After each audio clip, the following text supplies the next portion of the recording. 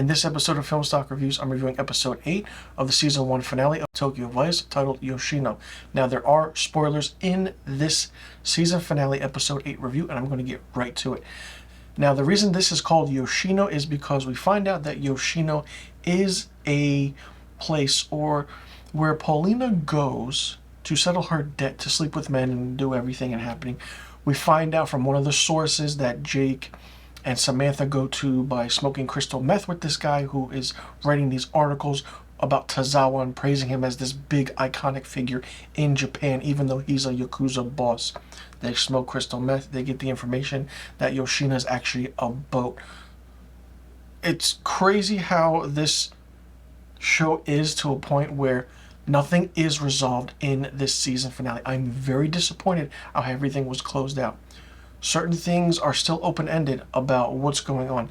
Samantha goes to Yoshida to get funding for her club because she lost her money from Akira because she fell for this whole Paulina thing. Her money's gone.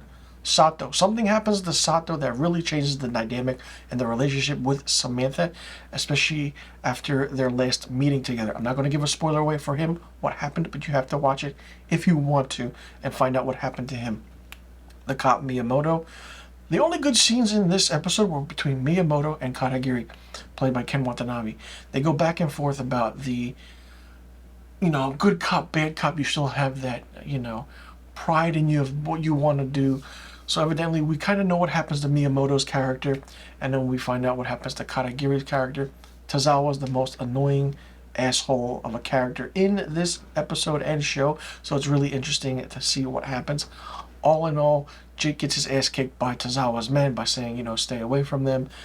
And it's a whole slow burn of what's going to happen. The underlining stories are really interesting for a way, but it's just a season finale that I was really disappointed about, because this show premiered April 7th, 2022 with a 3-episode premiere.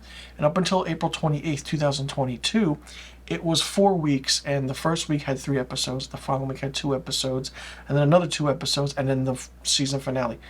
8 episodes, okay, but here's the thing. If this gets picked up for a season 2, which I'm curious to see if it will or not, because this feels like a one-and-done show, there has to be a season 2, because you have to close out every story that happened, what happened with these certain characters. Don't just leave it at where it's at.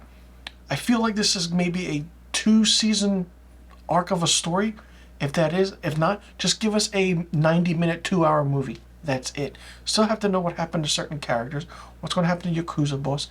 It's so open-ended that it's insane. Once I start a show, I like to put my time and invest in it. But this is a show where I put my time into it, and I was kind of disappointed, very disappointed at the end of it, of what happened.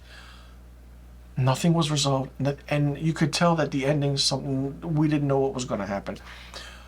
The acting was okay, normal, but maybe if they recast the actor who plays Jake Adelstein, maybe it'll be a better show. I don't know, because you can recast a role for a show and forget about what happened with another actor for that previous season. Leave Ken Watanabe as Katagiri because he's great. These characters now are pushed behind a wall, put up against the wall, where we have to figure out what they're going to do next, what's their next move. This show had good episodes, and this show had bad episodes. The worst episode was the season finale. I mean, the way episode 1 started, you thought the season finale was going to touch on that, with Katagiri and Jake going to the hotel and meeting certain Yakuza members, but it didn't. And then it goes a whole complete left turn. I don't feel like the writers or even the creator knew what they were doing with this show when they created it. I mean, the first episode was directed by Michael Mann, and it shows the Michael Mann craft and the filmmaking cinematography is in it. Other than that, this show was lackluster, and the writing, while good in most episodes, really lacked dynamic of what this show actually could have been. They could have pushed so much more and made it more edgier, darker, and grittier for what the topic of this show is. I'm curious to see what happens now, because there needs to be a season 2. If there's not a season 2, I'll be very surprised. I feel like this season should not have been 8 episodes. It should have been maybe 10 to 13, just to give it a nice send-off. Other than that, like I said, the season 1 was disappointing of Tokyo Vice.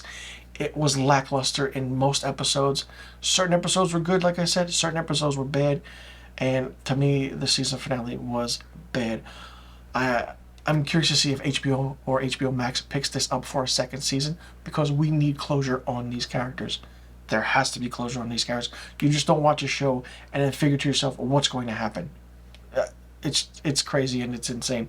Let me know in the comment section below what you thought about season 1 of Tokyo Vice. Did you like it? Did you not like it? What did you think of it? If you watched it, what did you think about the whole dynamic of the story? Do you think there needs to be a season 2? And which one of these episodes were your favorite and which one was the least favorite? And what do you see happening now with these characters? Do you want a season 2 to close everything out? Or do you just want to see a 90-minute to 2-hour movie to figure and put everything together? Let me know in the comment section below about the questions I just asked, and I'll see you guys in the next review video.